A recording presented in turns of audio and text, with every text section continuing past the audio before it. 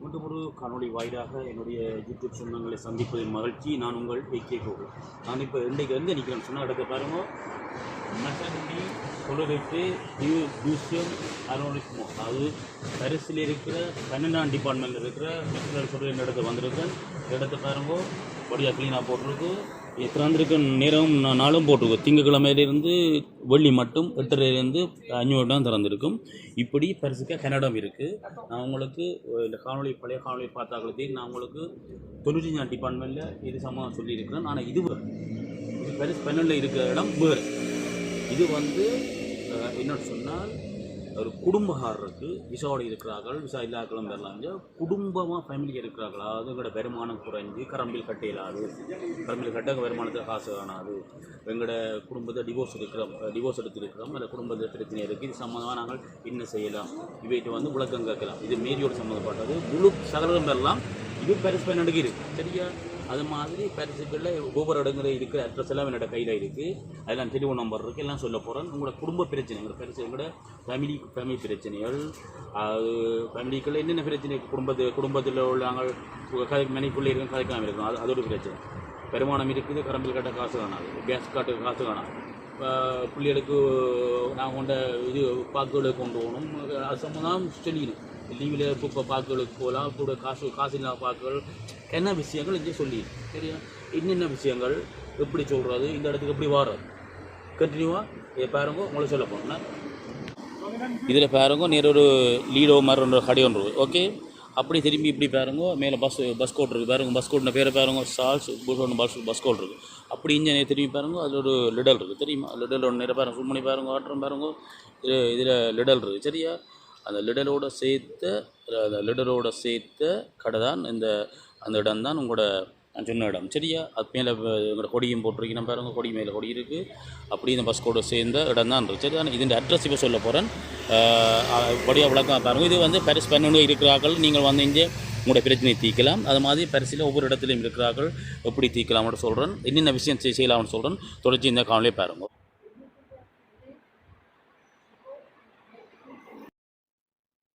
நாங்கள் என்ன செய்கிறோம்னு சொன்னால், இப்படியே ஒரு அந்த மெசேஜ் சொல்லிக்க போகிறோம். உள்ளுக்கு போனால் அங்கே போய் எங்களுக்கு ஒரு கொன்சியை இருப்பினோம், அங்கே போய் நாங்கள் கதைக்கிறோம், எங்களுக்கு ஒரு கொன்சியை தருவினோம்.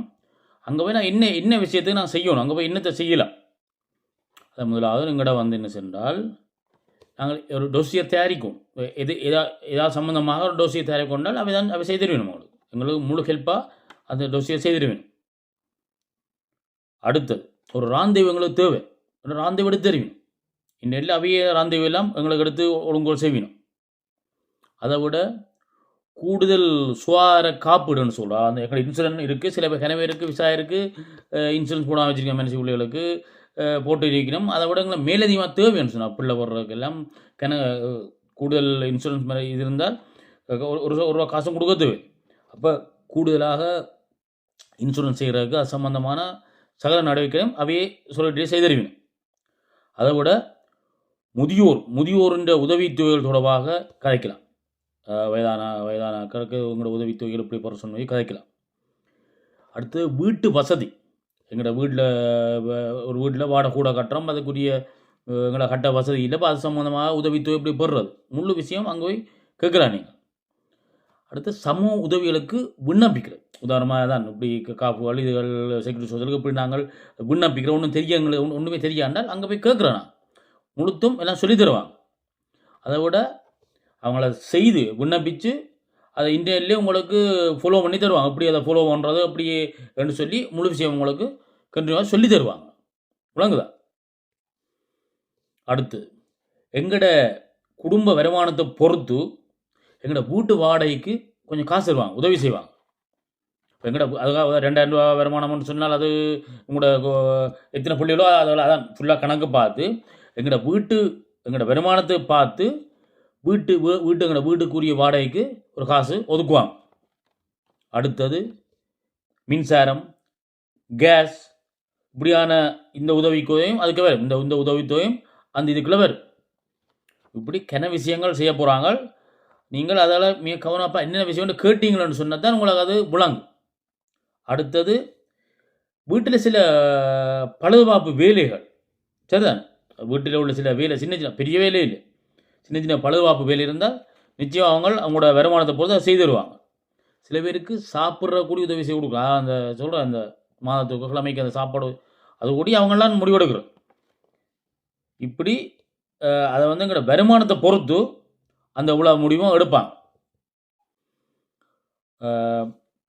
அடுத்தது குழந்தை பிறக்கைக்கு அதுக்கு நம்மளாக காசு சாராது. அதை விட இவங்கள்ட்ட போனால் இவங்களும் ஒரு கொஞ்சம் காசு ஒதுக்குவாங்க. குழந்தை பிறக்கும்போது காசு. அதை விட எங்களோட பெற்றோரில் ஒரு ஆள் இயலாமல் இருந்தால் என்று சொன்னால் அதுக்குரிய உதவித்துவம். அடுத்து மிக முக்கியம் கவனிக்க வேண்டிய விஷயம், ஒரு ஆள் இறந்தால் அந்த இந்த செலவை எங்களால் ஈடு செய்ய முடியாது. தொகை எஞ்சது எல்லாம் தெரிஞ்சிருக்கும். சந்தர்ப்பம் இந்த கிணவருக்கு வந்திருக்காது. அப்படியான பெரிய தொகை வரைக்க இவைட்டு நாடணும். நீங்கள் அந்த டைமில் ஓடணும். அதை போட்டு எல்லாம் இறுதிச்சடங்கு முடிஞ்ச அப்புறம் போய் இப்படி நடந்தோன்னு சொன்னால் நினைக்கிறேன். இப்போ இப்படி ஒரு குடும்பம் ஒரு ஆள் இறந்தால் உடனடியாக போய் அங்கே நாடினீங்கன்னா அந்த தொகைன்ற ஒரு பகுதி மொத்த செலவினத்தின் ஒரு 15 இறப்புக்கு தான் காசு கூட அதில் ஒரு பகுதியை அவங்க நிச்சயமாக செய்வாங்க. விளங்குதா? இப்படி விஷயம் என்ன சொல்ல போகிறேன். அதுக்கு முதல் புதுசாக பார்க்குறாங்க ஒரு சப்ஸ்கிரைப் செய்து கண்டினியூ பாருங்க. உங்களுக்கு நல்ல நல்ல விஷயங்கள் இருக்குது, தொடர்ச்சியாக பார்த்து கொண்டுருங்க. அண்டிகேவார் இருக்கணும். அண்டிகேவாருக்கு இன்னும் விசேஷம் சரி நம்ம அவைக்கு அண்டிகேவாருக்கு சலுகை கூட. அதில் வந்து இவங்கள் என்ன செய்கிறாங்கன்னு சொன்னால் அவை இந்த அண்டிகேவாருக்கு பொழுதுபோக்கு வசதிகளை ஒவ்வொரு மாவட்ட ரீதியாக வெளியிடங்களாக கொண்டு வரும். வெளியில் கொண்டு போய் டூர் அடித்து ஆக்களுக்கு கிளப்புகளுக்கு கொண்டு போய் அப்படியே விஷயங்கள் செய்து கொடுப்பான். நாங்கள் அங்கே போகணும். சரிதான்? வீட்டிலே தொலைபேசி அந்த அழைப்பு சேவையெல்லாம் வீட்டிலே வந்து வீட்டுக்கே வந்து செய்வாங்களே. வீட்டுக்கு சாப்பாடு ஊடி கொண்டு வந்து செய்வாங்க. சாப்பாடு வீட்டுக்கு டைரெக்டாக வரும் அண்டிகைக்காரர். அடுத்து அண்டிகைக்காரருக்கு கால் பராமரிப்பு. காலுகள் எங்களோட பாதம் நோமலாக நாங்கள் எல்லோரும் போய் வெளியில் பராமரிக்கிறதுக்கு பாதத்துக்கு ஞாபகம் காசு என்ன நோமலாக தெரியும் எல்லாருக்கும். அந்த அப்படியான ஆக்களும் அண்டிகைக்காரருக்கு பாதம் பராமரிக்கிறதுக்கண்டு குரூப் வரும். வீட்டில் வந்து செய்து கொடுப்பான். இப்படி அண்டிகைக்காரருக்கு பயங்கர சலுகை இருக்குது. அதாவது வீட்டிலேயே எங்களுக்கு ஒரு உதவியாள் வச்சுருப்பான். அண்டிகைக்காரர் வீட்டில் எங்களுக்கு ஒரு உதவியாள் இருக்கும், சகலம் செய்யணும். அடுத்து சிறப்பு ஸ்பெஷல் போக்குவரத்து பாஸ் தருவாங்க. அண்டிகைக்காரருக்கு ஸ்பெஷல் போக்குவரத்து பாஸ் அது நார்மலாக எல்லா இடம் இருக்கும். ஆனால் நீங்கள் எனக்கு அண்டிகை இருக்குன்னு சொல்லி போட்டு சும்மா இருக்க வேண்டாம். இப்படியான மெசன் இதான் அந்த இடமா உங்களுக்கு எல்லாம் திருப்பி அட்ரஸ் எல்லாம் காட்ட போகிறேன். மெசன்டி சொல்கிறேன்னு சொல்லி அங்கே போனீங்கன்னு சொன்னால் நீங்கள் இப்போ உங்களுக்கு கொஞ்சம் சலுகை வருது சொன்னால் அதுக்கு மேலதிகமாக சலுகை உங்கள்கிட்ட பெறலாம். உலகம் இல்லையா? எங்களுக்கு தெரியும் என்னென்ன சலுகை இருக்குன்னு தெரியும். நோ அண்டிகை வேண்டாம் இது இருக்கும் அது இருக்கும். எங்களுக்கு 1500 சிமிட் சம்பளம் தான் சொன்னால் 2 புள்ள 3 புள்ளா இவ்வளோ காசனும் இந்த காசனும் அவ்வளோ தான் எங்களுக்கு தெரியும். கொஞ்சம் காசு வருது வாழ்கிறோம் அவ்வளோ தான் தெரியும். மேலதிக விஷயங்களும் தெரியாது. நாங்கள் என்ன சொன்னால் இன்னும் இப்படியானது போகணும். போய் எனக்கு இப்படி எங்கன்னு எல்லாமே சொல்கிறது. வீட்டு வசதி எங்களுக்கு தெரியாது. எங்களுக்கு மேலதிக செலவு அவன் ஈடு செய்வான். மேலதிக காசு பெறும். பயன்படுறீங்கள் அரசாங்கத்தால் இப்படி ஒவ்வொரு மாவட்டத்திலையும் ஒவ்வொரு இடங்கள் இருக்கு. கனடா உங்களுக்கு அட்ரஸ் தர போகிறேன், தொடர்ச்சியாக பாருங்க. போனோன்னு எங்களுக்கு உதவி செய்வான்டாருன்னு யோசிக்காங்க. அங்கே போய் அவன் எங்களை மதிப்பீடு செய்வான். சொல்லிட்டு வர எங்களை மதிப்பீடு செய்வான். நாங்கள் சொல்ல சரியோ எங்களோட டாக்குமெண்ட் சொல்ல பாவான்னு பார்த்து தான் எங்களுக்கு உரிமைகள் எங்களுக்கு என்னென்ன உதவி செய்யணும்னு அவன் டிசைட் பண்ணுவான். இப்போ நான் எங்கட உண்மையில சொல்லணும், அவன் அதுக்கப்புறம் அவன் டிசைட் பண்ணுவான். தெரியும்? உதாரணமாக உங்களை சொல்கிறோம், நீங்கள் ஒரு முதியவராக இருந்தால் நீங்கள் ஒன்று ஃப்ரெஞ்சு விசா இருக்கணும் ஆல்ரெடி நசேண்டி ஒன்று உங்களுக்கு இங்கே ஃப்ரெஞ்சு குடியுரிமை இருக்கணும் உங்களுக்கு நார்மல் விசாவும் சரி. அடுத்தது நீங்கள் மூன்று வருஷம் கட்டாயம் வாழ்ந்துருக்கும் என்று சொன்னால் நீங்கள் முதியோருக்குள்ளே நீங்கள் மற்ற முதியோர் அட்டை ஓகே ரெண்டா நீங்கள் உங்களோட முதியோருக்குள்ளே போடுவீங்க. அப்போ நீங்கள் அந்த முதியோருக்குரிய கேட்டகரியில் போனால் உங்களுக்கு அதுக்குரிய என்னென்ன போகிறோனோ அவங்கள்ட்ட போய் பெற்றுக்கொள்ளலாம். 2 விஷயம்தான். உங்கள் விசாவும் மற்றது 3 வருஷம் இருந்துட்டு உங்களோட முதியோருடைய வயசுக்கு ஓகேன்னா ரைட் போய் எல்லாம் கேட்க வேண்டிய. அப்போ அவங்கள்ட்ட போனால் முதல் உங்களோட ஆய்வு செய்து அதுக்குரிய மாதிரி எல்லாம் செய்வான். எங்களோட வீடு சம்பந்தமான எங்களோட வருமானம் சம்பந்தமான எல்லா சிரமங்களையும் அவங்க அதுக்கு வாழக்கூடிய மாதிரி ஒழுங்கு செய்வாங்க. எங்களோட இதெல்லாம் அதுக்கு எல்லாம் சீர் செய்வாங்க. அன்றாட வாழ்க்கைக்கு குடும்ப வாழ்க்கைக்கு ஏற்ற மாதிரி எங்களுக்கு உதவி செய்வாங்க. நாங்கள் இப்போ பிச்சை எடுக்கிற மட்டும் யாரும் சொல்லக்கூடாது, யாரும் சொல்லிடலாம். அதுக்கேற்ற மாதிரி எங்களோட சம்பளம் இப்போ 800 இருந்தாலும் உதவி செய்வாங்க, 1500 உதவி செய்வாங்க.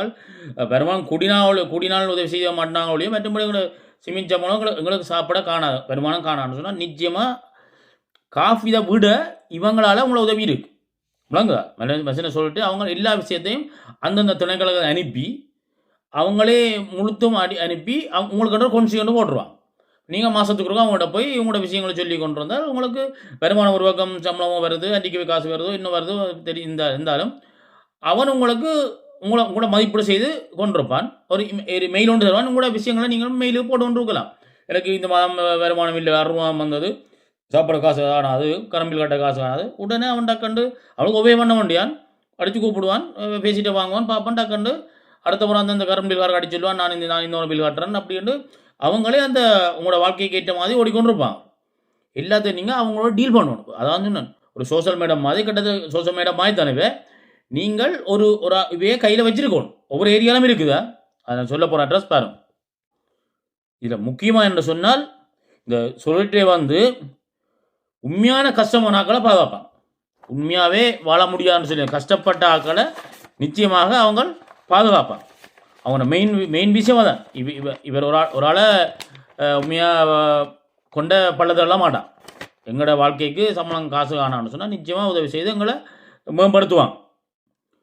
அடுத்து மாற்றுத்திறனாளிகள் மிக முக்கியமாக கவனிப்பாங்க. அன்றைக்கு வர்ற டாப் லெவலில் கவனிப்பாங்க. விளங்குதா? அடுத்தது முதியவர்கள், வயதானவர்களுக்கு அது ஸ்பெஷல் ஒரு அவைக்கு அன்றைக்கு அடுத்த ப்ரையாரிட்டி முதியவர்.